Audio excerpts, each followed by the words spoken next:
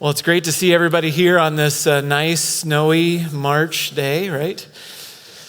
So as Mike mentioned earlier, we are continuing here in Lent in the book of John, right? And lives Jesus changed.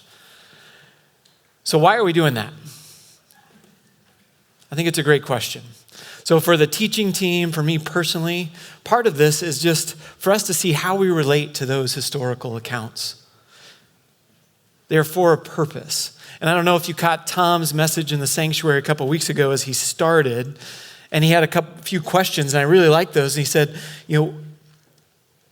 who do these stories represent today in our own lives as we think about relating to them? And how can they inspire me, each of us, in the days, weeks, and months to come? So I think that's a key point as we explore these accounts. In addition, I hope it makes us want to have and give time to Jesus. Time to reflect, time to pray, to see the God of the universe is trying to transform our lives as well. And I hope you're taking Clayton's words as he mentioned. Maybe you've joined a text group. Maybe you're going to some of the prayer times in the prayer tower with worship. Those are amazing. If you haven't, I would encourage you. But you'll never regret time with Jesus. I promise you that.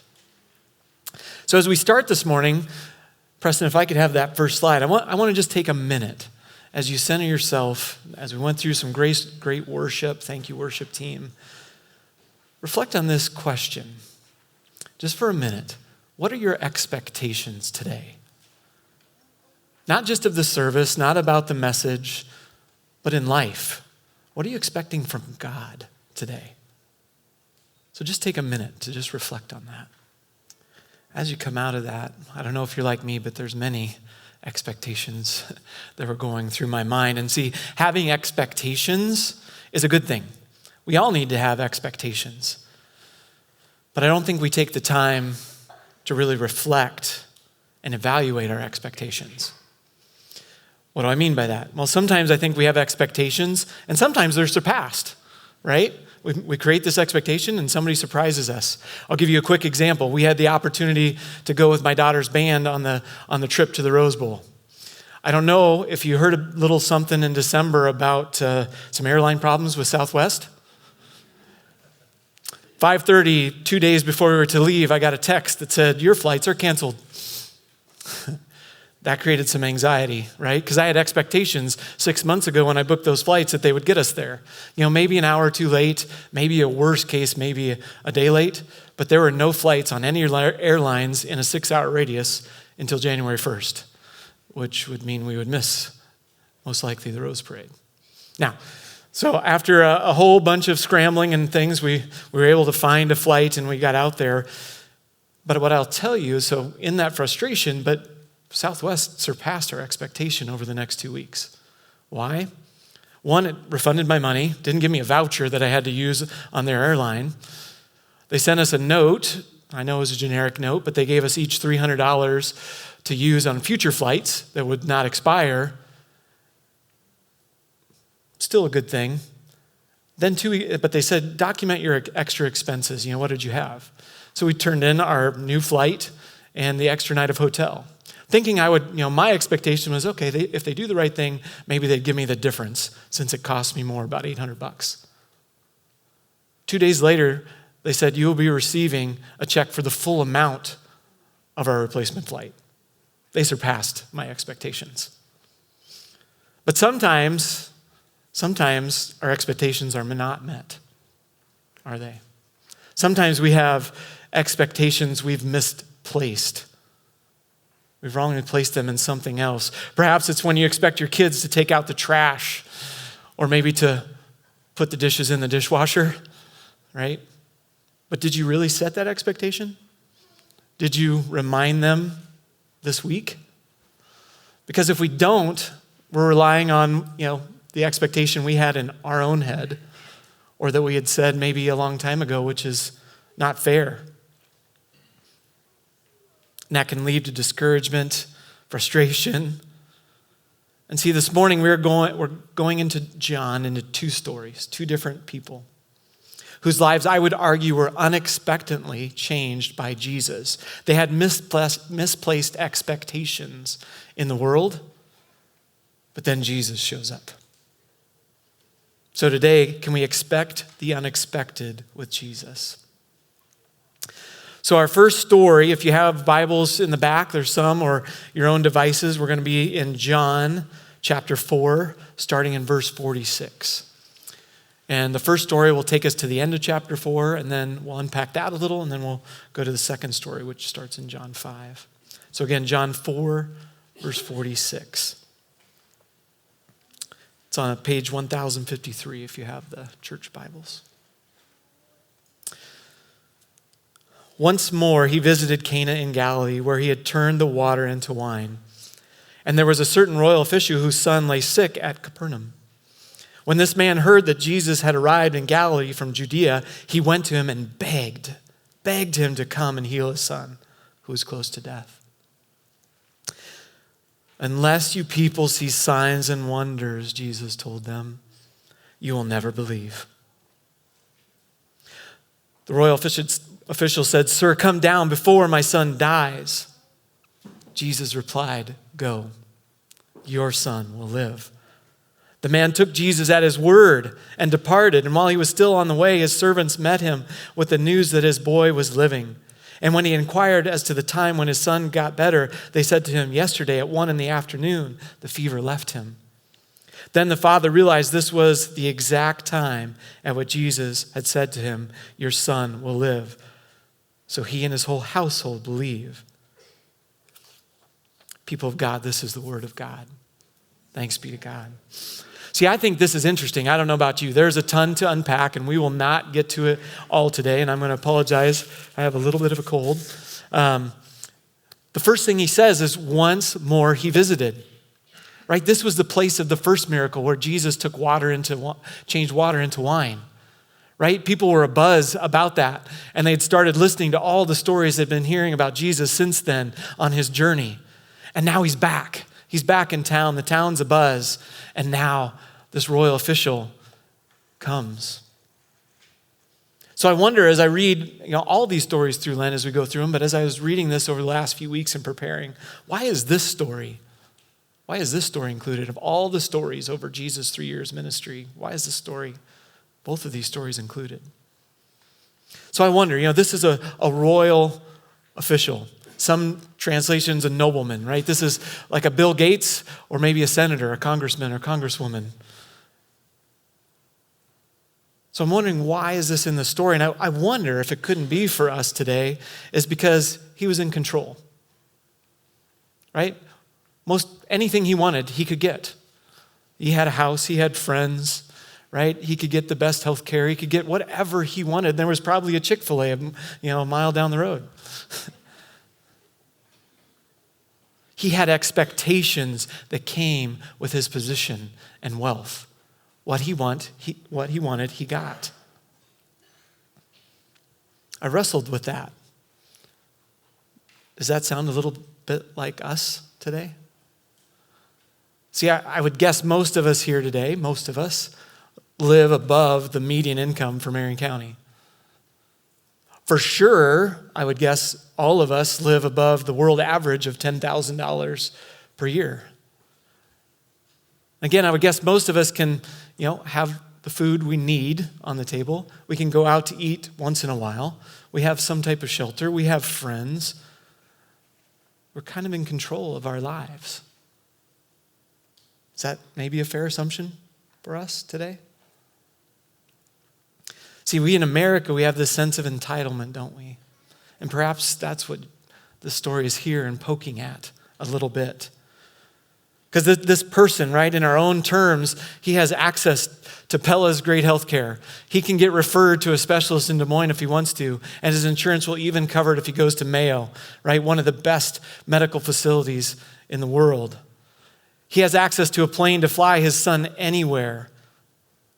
He's used to being in control of the situation, but now his son is dying. He's made the phone calls. He's met with the doctors. Money and power can't buy him holiness or healing. But he remembers Jesus. He remembers this man's healing, these stories. He's been watching in curiosity since he was in town the last time. And now he has a different expectation, right? He comes from Capernaum about a day's journey, and his expectation is, if Jesus could only come back to my house, my son could be healed. And I know some stories in this room. Sometimes we want healing, right? There's things going on. I know one story in our own life when Drew, our oldest son, was 6 months old. He went from 25 pounds to 20 pounds in a week. If you don't know, that's a bad thing for a little kid.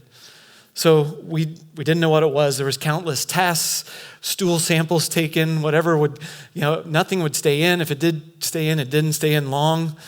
There was sleepless nights because he wasn't sleeping. Michelle and I took turns, and for those of you that don't know, sleep deprivation is a torture for a reason, right?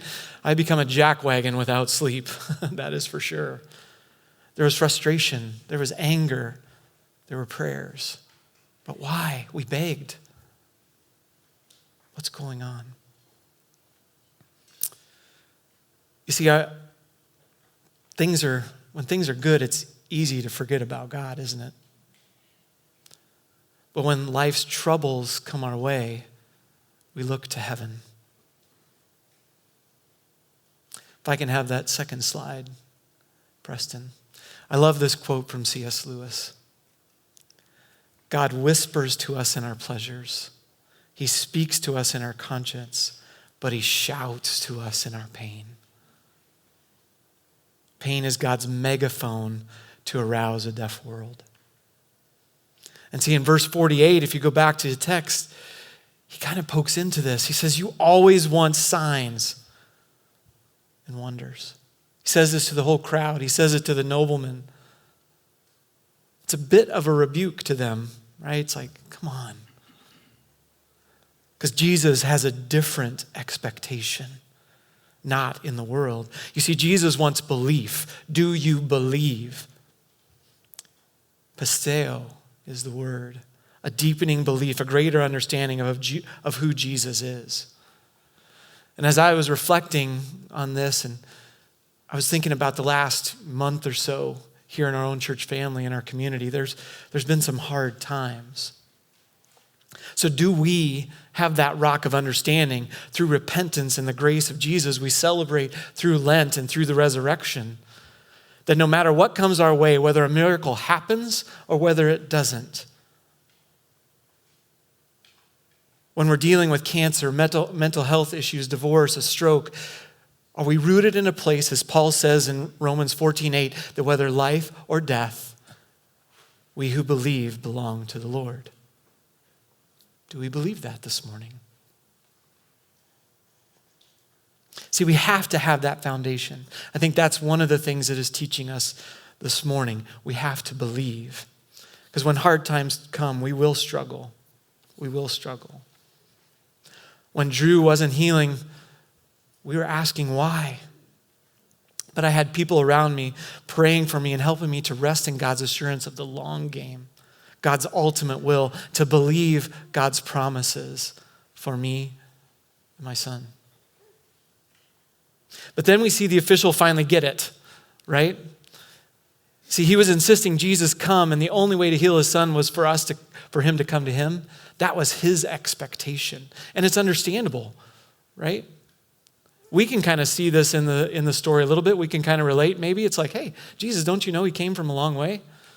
I mean, he's missing out potentially on last moments of spending time with his son. Won't you just go heal? We get caught up in what we want. But in one act, Jesus says, go. Go. Your son will live. And I think we miss that, but in that moment, the official believes. Right? Go was a command and he obeyed. Jesus is in control, not us. We have to remember that. And this official goes in faith, giving up his expectation and building his belief one step at a time as he goes back to his home. And then his servants come out and they meet him. And he says his son was healed. It was the 7th hour, and there's something to unpack there, right? 7, perfect number. We don't have time for that today. But I love this, that now belief came to him, his whole family, and a community. As Kathy mentioned last week, transform lives, transform communities. It's a great picture of that. And see, in our own situation that I was unpacking, Drew was healed somehow, some way. Doctors never figured it out. It was probably some virus or bacteria they couldn't test for or didn't know about. But you see, my faith grew through the process, not from the healing. And that is what God is after, our hearts, our faith, our belief in all circumstances. No matter what ups and downs, twists and turns of the roller coaster of life come our way. That is his expectation in a life transformed. To our second story, John chapter 5, starting verse 1. The healing at the pool. Sometime later, Jesus went up to Jerusalem for one of the Jewish festivals. Now there in Jerusalem, near the sheep gate, a pool, which in Aramaic is called Bethsaida, and which is surrounded by 5 covered colonnades. Here a great number of disabled people used to lie, the blind, the lame, and the paralyzed. One who was there had been an invalid for 38 years. When Jesus saw him lying there and learned that he had been in this condition for a long time, he asked him, "Do you want to get healed? Do you want to get well?"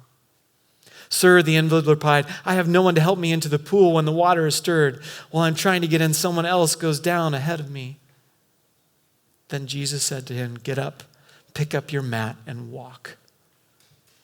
At once the man was cured. He picked up his mat and walked. The day on which this took place was the Sabbath. And so the Jewish leaders said to the man who had been healed, "It is the Sabbath. The law forbids you to carry your mat." But he replied, "The man who made me well said to me, 'Pick up your mat and walk.'" So they asked him, "Who is this fellow who told you to pick it up and walk?" The man who was healed had no idea who it was, for Jesus had slipped away into the crowd that was there. Later, Jesus found him at the temple and said to him, "See, you are well again, but stop sinning, or something worse may happen to you." The man went away and told the Jewish leaders that it was Jesus who made him well. Now, I love reading verses, but if some of you may be visual learners like I am as well, and I don't know if you've watched The Chosen, I would highly encourage you to do that. It really helps bring things to life. And I want to show just a little bit of this clip through The Chosen so we can see this. So if you could roll that for me, Preston.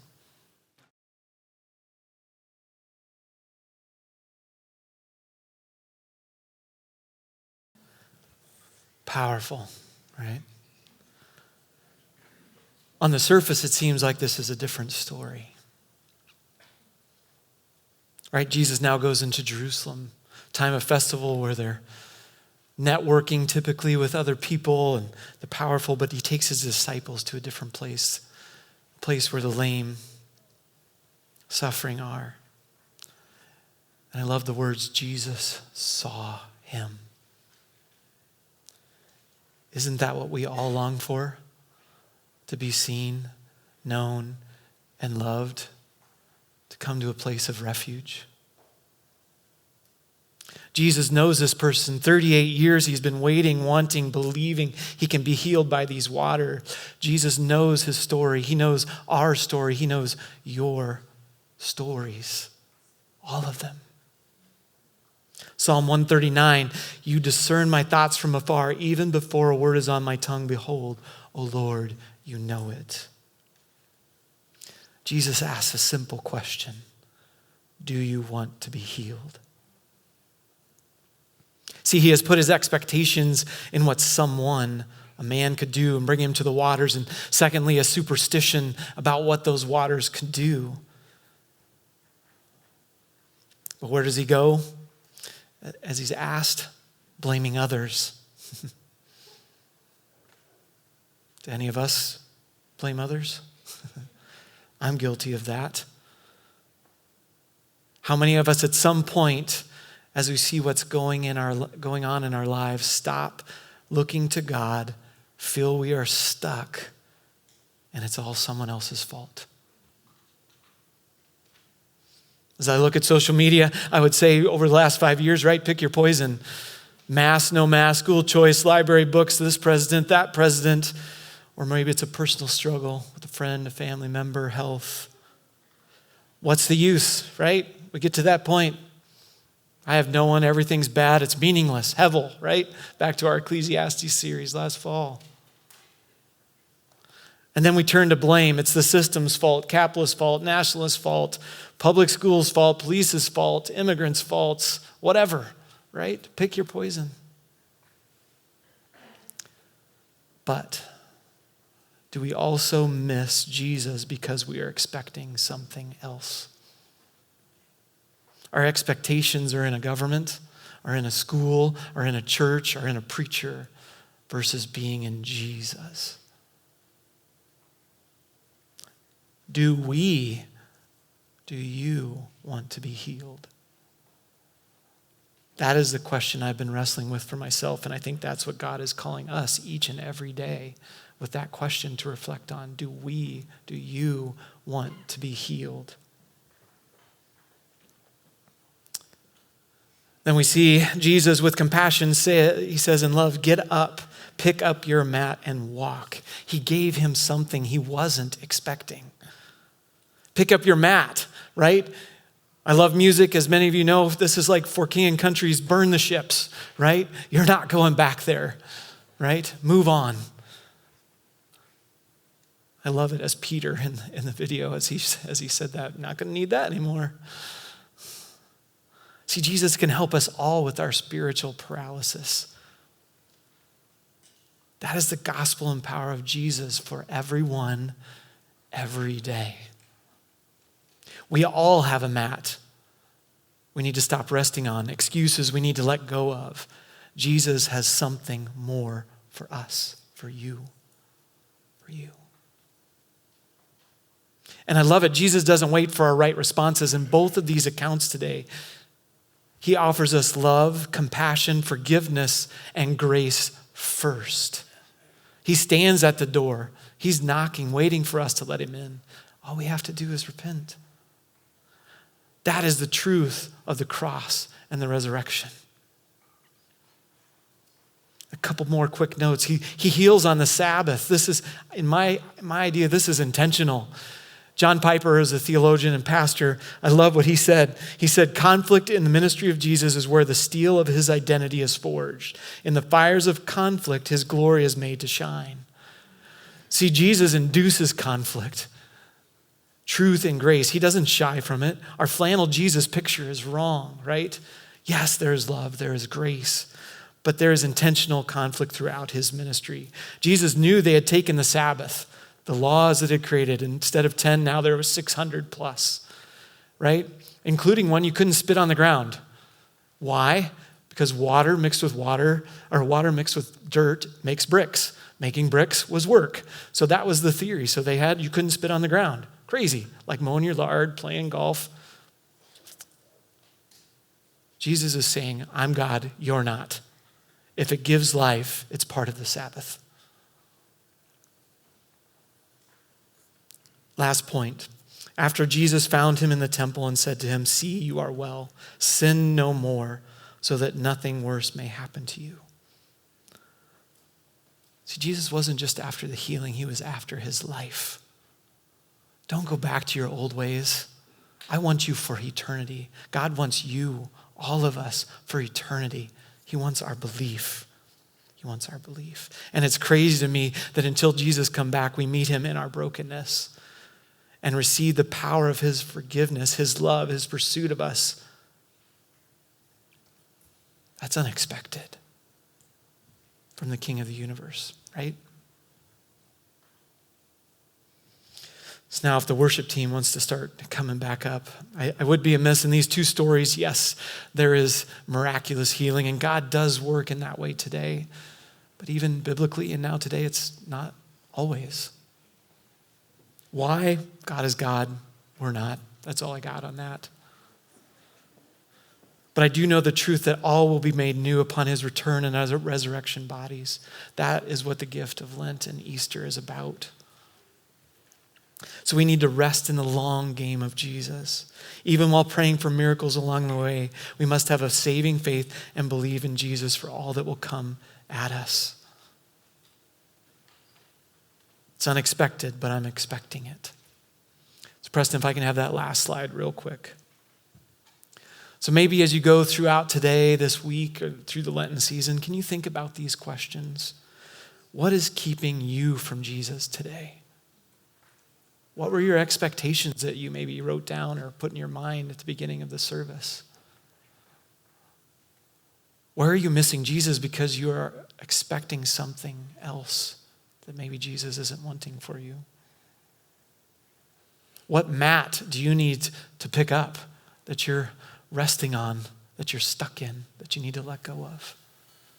And how can you continue to plug in to build your faith, to truly believe and build a foundation that is unexpected to the world around us in hard times?